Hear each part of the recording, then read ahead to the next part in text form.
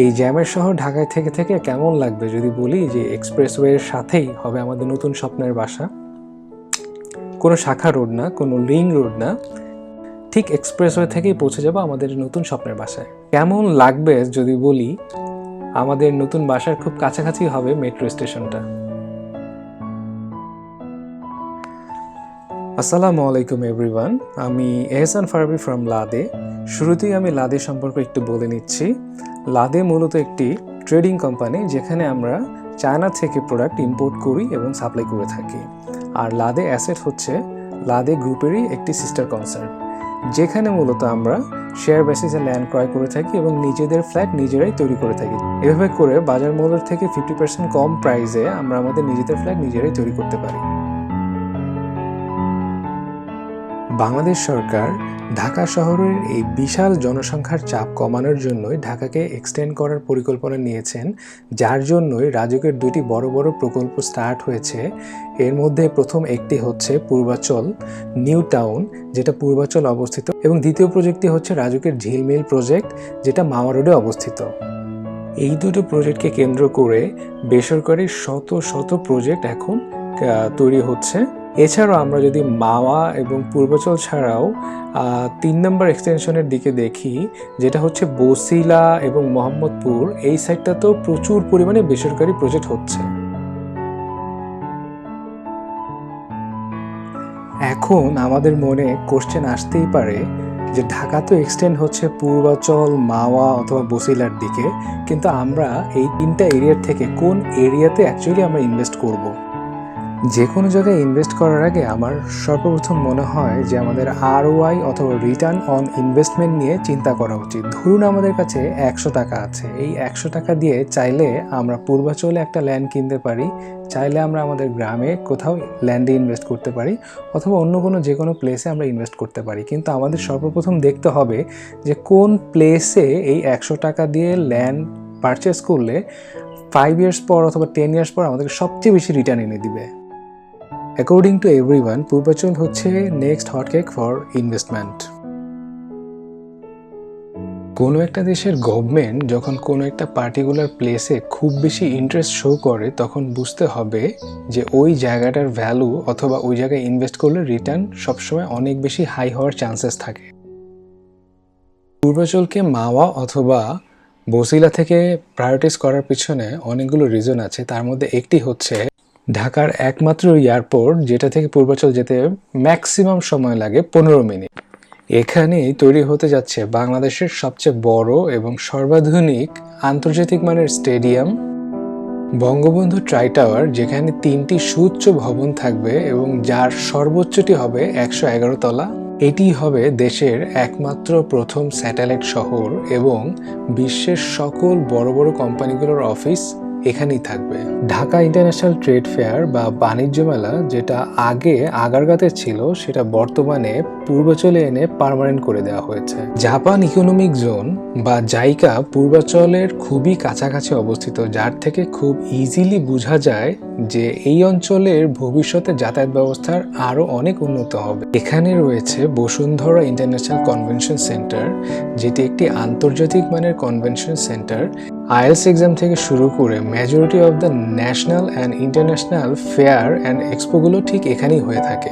বাংলাদেশ সেনাবাহিনী, নৌবাহিনী এবং পুলিশ, এরা সবাই এই পূর্বাচলের গুরুত্ব বুঝতে পেরেছে এবং যার জন্য ঠিক এই এরিয়াতেই বাংলাদেশ সেনাবাহিনীর সবচেয়ে বড় আবাসন প্রকল্প জলশিরা আবাসন ঠিক পূর্বাচলেই হয়েছে। পুলিশ হাউজিং সোসাইটি POHS 1, 2, 3, যেটা পুলিশদের জন্য, সেটাও ঠিক পূর্বাচলেই হয়েছে। বাংলাদেশ নৌবাহিনীর যে আবাসন প্রজেক্ট বনৌজা শেখ মুজিব, এটাও ঠিক পূর্বাচলেই হয়েছে। কেবলমাত্র আবাসন প্রকল্প ছাড়াও যদি স্কুল, কলেজ, ইউনিভার্সিটি অথবা হসপিটালের কথা বলতে হয়, খুব সহজেই আমরা বলতে পারি এভারকেয়ার অথবা ইউনাইটেড হসপিটালের মতো বড় বড় হসপিটালগুলো পূর্বাচলের খুব কাছেই পেয়ে যাবেন। নর্থ সাউথ, AIUB, IUBর মতো বড় বড় ইউনিভার্সিটিগুলো বসুন্ধরা রেসিডেন্সিয়াল এরিয়াতেই পেয়ে যাবেন, যেটা পূর্বাচলের খুবই কাছে। একদম শুরুতেই রিটার্ন অন ইনভেস্টমেন্টের কথা বলেছিলাম। আমি আশা করি এখন আপনারা খুব সহজেই বুঝতে পেরেছেন যে পূর্বাচল হতে যাচ্ছে নেক্সট ঢাকা অথবা নেক্সট স্যাটেলাইট সিটি। আর এই জন্যই পূর্বাচলে যদি আমরা ইনভেস্ট করি তাহলে খুব শর্ট টাইমের মধ্যে আমাদের রিটার্নটা অনেক হাই হবে। ঢাকার 3টি এক্সটেনশন পূর্বাচল, বছিলা এবং মাওয়া, এই 3টি থেকে আমরা পূর্বাচলকে তো বেছে নিলাম, কিন্তু এখন কোশ্চেন হচ্ছে যে পূর্বাচলে তো শত শত প্রজেক্ট আছে, কিন্তু পূর্বাচলের কোন প্রজেক্টে ইনভেস্ট করাটা আমাদের জন্য ওয়াইজ হবে। যেহেতু আমাদের টার্গেট হচ্ছে 5 থেকে 7 বছরের মধ্যে আমরা আমাদের নিজস্ব রেডি ফ্ল্যাটে উঠবো, সুতরাং আমাদেরকে অবশ্যই রেডি প্রজেক্টগুলো দেখতে হবে। আর আমরা যদি রেডি প্রজেক্টের কথা চিন্তা করি তাহলে পূর্বাচলে শুধুমাত্র 4টি প্রজেক্ট আছে যেগুলো এখনই বাড়ি করার জন্য উপযোগী। সেগুলো হচ্ছে বসুন্ধরা, জলশিরি আবাসন, পূর্বাচল নিউ টাউন এবং ইউএস বাংলার আমেরিকান সিটি।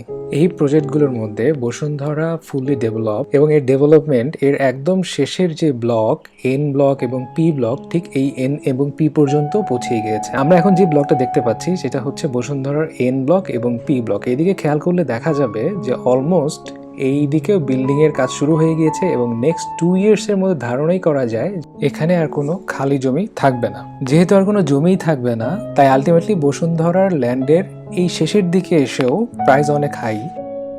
অন্যদিকে জলশিরি, পূর্বাচল নিউ টাউন এবং আমেরিকান সিটির কথা যদি বলতে যাই, 3টা প্রজেক্টের ডেভেলপমেন্টই একদমই সেম। 3টা প্রজেক্টে অনেক নতুন নতুন বাড়ির কাজ শুরু হয়েছে। আর এই 3টা প্রজেক্ট থেকে আমরা বেছে নিয়েছি ইউএস বাংলার পূর্বাচল আমেরিকান সিটিকে। পূর্বাচল আমেরিকান সিটিকে বেছে নেওয়ার পিছনে বেশ অনেকগুলো কারণ আছে। কারণগুলো অবশ্যই বলবো, কিন্তু সেটা প্রজেক্টে যাওয়ার পর।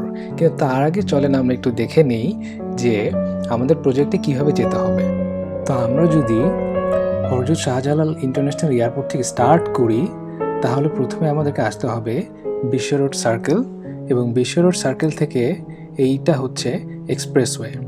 এই এক্সপ্রেসওয়ের ডান দিকে পড়ে হচ্ছে বসুন্ধরা রেসিডেন্সিয়াল এরিয়া, এবং এই নীলা মার্কেট পার হয়ে গেলেই তারপর থেকে শুরু হয় পূর্বাচল।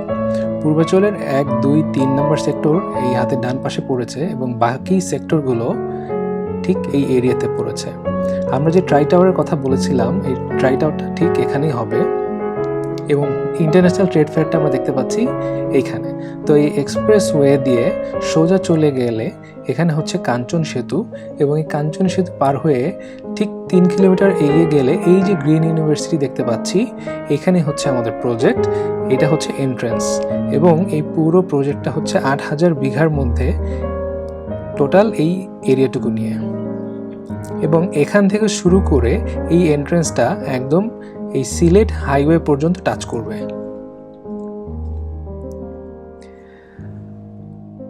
বর্তমানে বিশ্ব রোড থেকে শুরু করে কাঞ্চন ব্রিজের আগ পর্যন্ত এক্সপ্রেসওয়ের কাজ কমপ্লিট হয়ে গিয়েছে, এবং কাঞ্চন সেতুর পর থেকে শুরু করে এই ভুলতা গাউসিয়া পর্যন্ত পুরো রাস্তাটি এক্সপ্রেসওয়ে হয়ে যাবে, এবং এই এক্সপ্রেসওয়ের কাজ খুব দ্রুত এগিয়ে যাচ্ছে।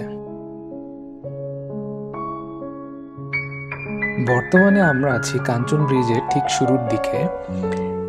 কাঞ্চন ব্রিজের শুরুর দিকে যদি খেয়াল করি তাহলে দেখব এক্সিস্টিং যে রাস্তাটা আছে ঠিক তার বাঁ পাশেই খুব চওড়া করে নতুন একটি রাস্তা তৈরি হচ্ছে। এবং যেমনটা আমি কিছুক্ষণ আগেই বলছিলাম যে কাঞ্চন ব্রিজের এখান থেকে শুরু করে ভুলতা গাউসিয়া পর্যন্ত পুরো রাস্তাটাই এক্সপ্রেসওয়ে হয়ে যাবে।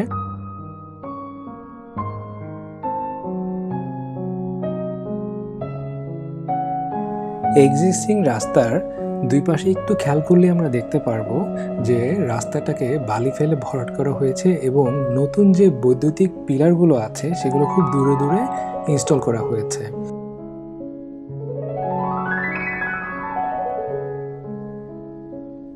অলরেডি আমরা চলে এসেছি আমাদের প্রজেক্টে। হাতের বাঁ পাশে যে গ্রিন ফিল্ড দেখা যাচ্ছে এটাই হচ্ছে আমাদের প্রজেক্ট, এবং এই এক্সপ্রেসওয়ে থেকে ঠিক হাতের বাঁ পাশ দিয়ে হচ্ছে এন্ট্রেন্স। এই এন্ট্রেন্সটা হচ্ছে 140 ফিট রাস্তা, এবং যেটা আমি পূর্বেও বলেছিলাম এই 140 ফিট রাস্তা সরাসরি চলে গিয়েছে সিলেট হাইওয়েতে।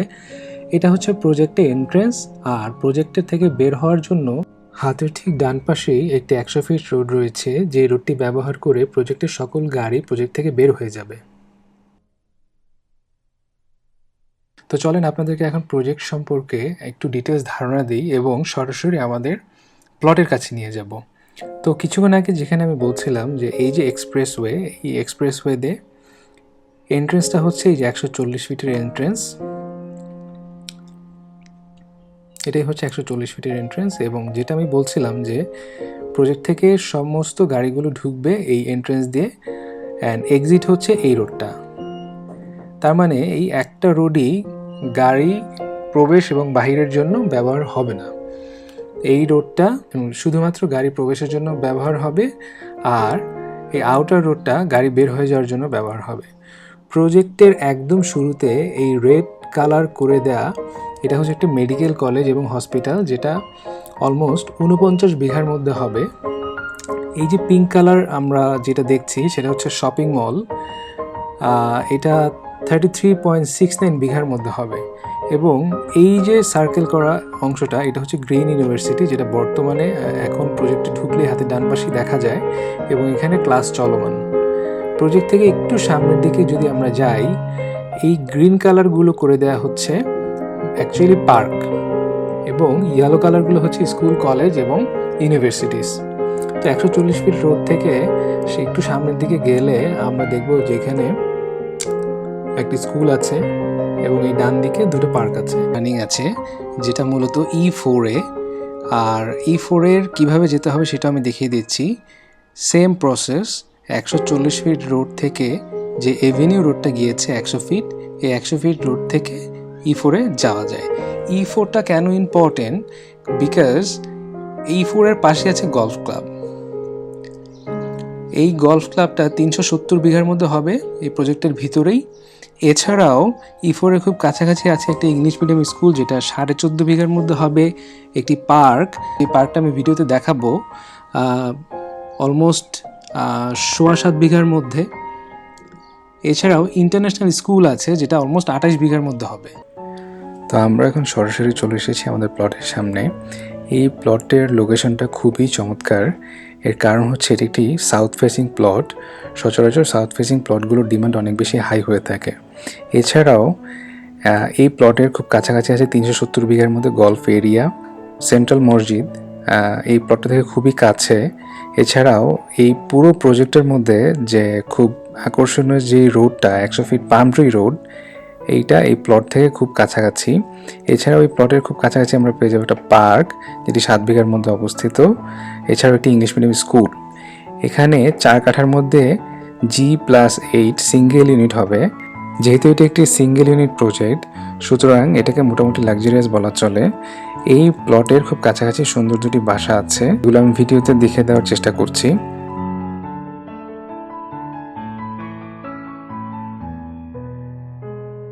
প্রজেক্টের এই এক্সিস্টিং লেকটা আমার খুবই পছন্দ। এই লেকের দুই পাশেই রয়েছে ওয়াকওয়ে, চাইলে সকাল অথবা বিকেলে যে কেউই হাঁটতে পারে। এই লেকটার দৈর্ঘ্য হচ্ছে 8 কিলোমিটার, এবং এই 8 কিলোমিটার লেকটি পুরো প্রজেক্টের মধ্যে আঁকাবাঁকা হয়ে গিয়েছে। এছাড়াও পুরো প্রজেক্ট জুড়ে রয়েছে এরকম 10 থেকে 12টি পার্ক, যেখানে বয়স্করা চাইলে হাঁটতে পারে, আর বাচ্চাদের জন্য রয়েছে খেলার জায়গা। শুরুতেই বলেছিলাম এই প্রজেক্ট চুজ করার পিছনে কি রিজন আছে সেটা আমি কিছুক্ষণ পর বলবো। এই প্রজেক্ট চুজ করার পিছনে সর্বপ্রথম কারণ হচ্ছে এই প্রজেক্টের ভিতর আমি সব কিছু পেয়ে যাচ্ছি। Shopping mall, super shop, hospital, school, college, Bangla medium school, English medium school থেকে শুরু করে এভরিথিং। এছাড়াও প্রজেক্টের মধ্যে রয়েছে এক্সিস্টিং লেক, যেটা আমার খুবই পছন্দ। প্রজেক্টের মধ্যে রয়েছে 10 থেকে 12টা খুব চমৎকার পার্ক, যেগুলো বাচ্চাদের খেলাধুলার জন্য খুবই ইম্পর্ট্যান্ট এবং বয়স্কদের হাঁটা চলার জন্য খুব ইম্পর্ট্যান্ট। এছাড়াও এই প্রজেক্টের মধ্যে রয়েছে একটা গলফ ক্লাব। মোস্ট ইম্পর্টেন্টলি এই প্রজেক্টের মধ্যে প্রত্যেকটা প্লটের পিছনে 12 ফিট করে গ্রিন জোন রাখা হয়েছে, যেটা বাংলাদেশে অন্য কোনো প্রজেক্টে নাই। এবার আপনাদেরকে প্রাইস সম্পর্কে একটু ধারণা দিতে চাই। এখানে অ্যাপ্রক্সিমেটলি মোর অর লেস 3600 থেকে 3700 টাকা পড়বে per square feet, which is very convenient আমার কাছে মনে হয়। ঢাকা সিটির মধ্যে যে কোনো এরিয়া বা যে কোনো মহল্লা যেখানে রোড হয়তো বা 6 ফিট থেকে 10 ফিট হতে পারে, অথবা রোড নাও থাকতে পারে, এইরকম একটা জায়গায় বাসা করতে গেলেও অ্যাটলিস্ট 4000 টাকার নিচে হয় না। সেইখানে আমরা যদি এই প্রাইজের মধ্যে existing lake, park and hospital, school, college সমস্ত ফ্যাসিলিটিস যদি পেতে পারি, আমার কাছে মনে হয় it's a very good deal.